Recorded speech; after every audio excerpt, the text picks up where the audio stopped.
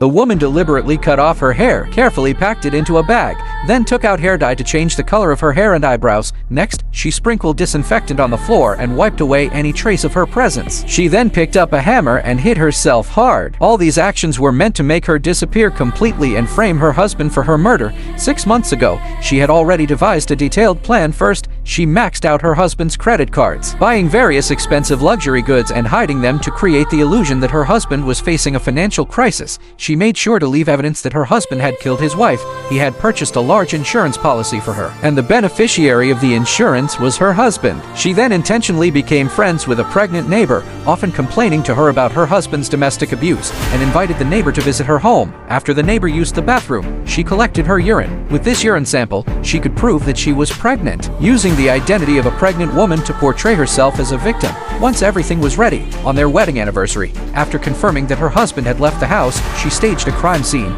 To make the plan foolproof, she frantically wrote hundreds of diary entries. Starting from the beginning of their romance, in the diaries, she fabricated stories that made the narrative appear both real and cruel, portraying her husband as a man who indulged in vices, while she had been living in an abusive environment under constant fear. She then placed the diary in the oven and burned it just enough to create the illusion that her husband was destroying evidence, intentionally leaving clues for the police, setting the stage for the perfect frame-up. She then drove away alone, changed her appearance, rented a house in a different city, and waited for her husband to be arrested for her murder.